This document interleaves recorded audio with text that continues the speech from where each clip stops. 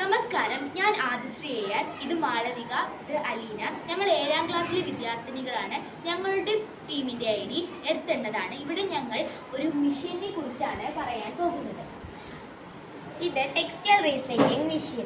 Textile recycling machine എന്നത് fibre, നൂൽ അല്ലെങ്കിൽ തുണി എന്നിവ വീണ്ടെടുക്കുകയും പുതിയ പ്രയോജനപ്രദമായ ഉൽപ്പന്നങ്ങളിലേക്ക് മെറ്റീരിയൽ പുനഃസംരക്ഷിക്കുകയും ചെയ്യുന്ന പ്രക്രിയയാണ് ടെക്സ്റ്റൈൽ റീസൈക്ലിംഗ്.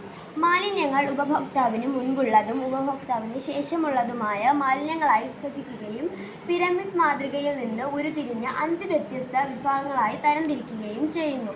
തുണിത്തരങ്ങൾ ഒന്നുകിൽ പുനരുപയോഗിക്കാം, അല്ലെങ്കിൽ യാന്ത്രികമായി രാസപരമായി പുനരുപയോഗം ചെയ്യാം.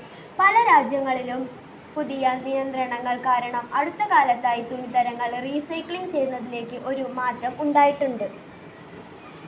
മാലിന്യം തള്ളുന്നത് കുറയ്ക്കുന്നു, ഹരിതഗൃഹ വാതക ഉത്പാദനം കുറയ്ക്കുന്നു, സാമ്പത്തികമായ നേട്ടങ്ങൾ, സാമൂഹികമായ നേട്ടങ്ങൾ. ആഗോളത്തിൽ മാലിന്യ നിക്ഷേപത്തിൽ ഗണ്യമായ സംഭാവന നൽകുന്നു. പ്രകൃതി വിഭവങ്ങൾ സുരക്ഷിക്കാനും മലിനീകരണം കുറയ്ക്കാനും ഊർജം ലഭിക്കാനും തൊഴിലവസരങ്ങൾ സൃഷ്ടിക്കാനും കഴിയും. ഇതാണ് ടെക്സ്റ്റൈൽ റീസൈക്ലിംഗ് മെഷീൻ. ഇതിൻ്റെ ഒരു മോഡലാണ് ഞാനിവിടെ നൽകിയിരിക്കുന്നത്.